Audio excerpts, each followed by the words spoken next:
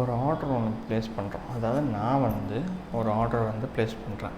உங்களுக்கு 10 ஷேரை நான் 10,000 ரூபாய்க்கு வாங்குகிறேன், ஓகேவா? அதை வாங்கினோடனே என் காசு வந்து டைரெக்டாக புரோக்கரோட பூல் அக்கௌண்ட்டுக்கு போகும், POOL அக்கௌண்ட்டுக்கு போகும். 2 பூல் அக்கௌண்ட் வந்து இருக்கும். ஒன்று வந்து ICCLக்கு போகக்கூடியது, இன்னொன்று வந்து NSCCLக்கு போகக்கூடியது.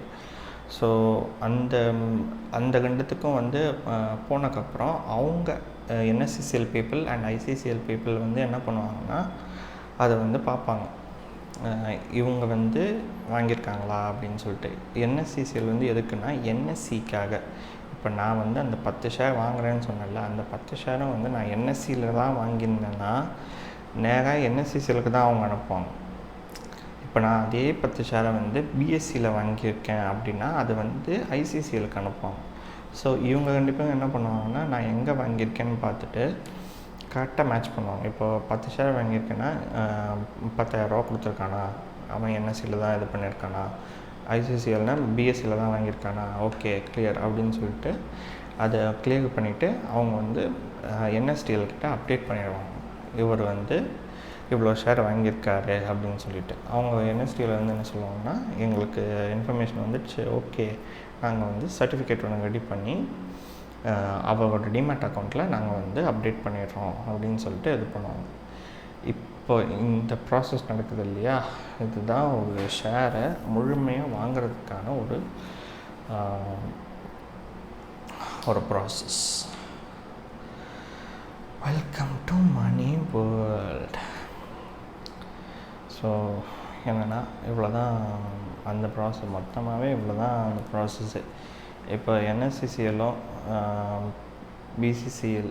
ICCLும் என்னன்றதுக்கு என்ன சொல்கிறது, அவங்க கிளியரிங் கார்பரேஷன், அவ்வளோதான். இந்த காசு வந்து அவங்கள்ட்ட போகுதில்ல, இவங்க இவ்வளோ தான் வாங்கியிருக்காங்க அப்படின்னு சொல்லிட்டு கிளியர் பண்ணிவிட்டு NSDLக்கிட்ட சொல்லிடுவாங்க, அவ்வளோதான் அவங்க வேலை. இப்போ இந்த இந்த டெபாசிட்ரி இருக்குல்ல, NSDLக்கும் CDSLக்கும் இவங்க தான் டெபாசிட்ரி. லைக் இவங்கக்கிட்ட தான் எல்லா ரெசீட்ஸும் இருக்கும். எல்லா பர்சனோட ரெசீட்ஸுமே இங்கே இந்த 2 இடத்துல தான் இருக்கும். இவங்க வந்து இவ்வளோ வாங்கியிருக்காங்க, இவங்க இவ்வளோ வாங்கியிருக்காங்க அப்படின்னு சொல்லிட்டு மொத்தமாக ஒரு டெபாசிட்ரியே அவங்கக்கிட்ட இருக்கும். ஆனால் அதே வந்து ஒரு டிமேட் அக்கௌண்ட்டில் தான் நீங்கள் என்னெல்லாம் வாங்கினீங்க, ஒரு பர்சனுக்கு என்ன அப்படின்ற அந்த ஸ்பெசிஃபிக் டேட்டா வந்து ஒரு டிமேட் அக்கௌண்ட்டில் தான் இருக்கும். ஸோ அதுக்கு தான் ஒரு டிமேட் அக்கௌண்ட் ஓப்பன் பண்ணாமல் உங்களால் வந்து ஒரு ஷேரை வாங்கவே முடியாது. ஸோ எங்கே இருக்குது ரெக்கார்டு, எங்கே இருக்குன்னா டிமேட்டில் தான் இருக்குது. ஸோ அதுதான் டிமேட் பற்றி சொல்லணும்னு நினச்சேன். டிமேட் எப்படி ஓப்பன் பண்ணணும் எல்லாமே அதில் நிறைய வீடியோஸ் இருக்குது. யூடியூப்பில் வந்து நிறைய வீடியோஸ் இருக்குது. டிமேட் எப்படி ஓப்பன் பண்ணணும் அப்படின்றதுக்கெல்லாம் எந்த ஸ்டாக் ப்ரோக்கர் சூஸ் பண்ணணும். ஏன்னா நான் வந்து உங்களுக்கு சஜஸ்ட் பண்ணோன்னா அதுக்காக நான் பண்ணல. லைக் என்னால் சஜஸ்ட்டும் பண்ண முடியாது.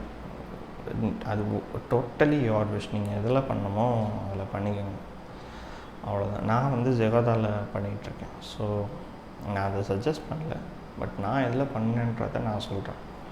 ஸோ அவ்வளோதான். ஒரு ஸ்டாக் ப்ரோக்கரே நான் வந்து சஜஸ்ட் பண்ண மாட்டேன், யார் என்ன அப்படின்ற மாதிரி.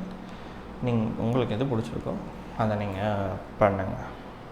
அண்ட் இவ்வளோ தான். இன்னொரு விஷயம் என்னென்னா ADRs லைக் DRஸ்ன்னு சொல்லுவாங்க, அது டெபாசிட்ரி ரிசீட்ஸ். இப்போது நான் வந்து இந்தியன் கம்பெனி, ஓகேவா, ABCன்னு ஒரு கம்பெனி. நான் இங்கே வந்து BSCலேயும் NSCலேயும் வந்து நான் வந்து லிஸ்ட் ஆகிருக்க ஒரு கம்பெனி. ஸோ நான் வந்து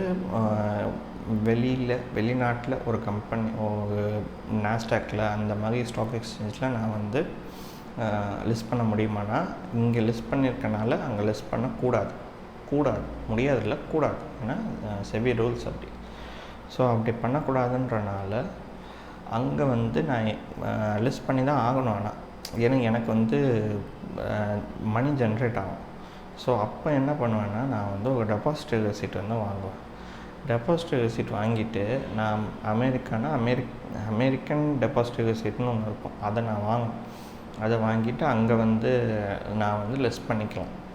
அண்ட் அப்படி இல்லை எனக்கு மற்ற நாட்டிலையும் இது பண்ணோன்னா குளோபல் டெபாசிட்ரி ரெசிட்னு ஒன்று இருக்குது, அதை வாங்கிட்டு லிஸ்ட் பண்ணிக்கலாம் மற்ற கண்ட்ரீஸில்.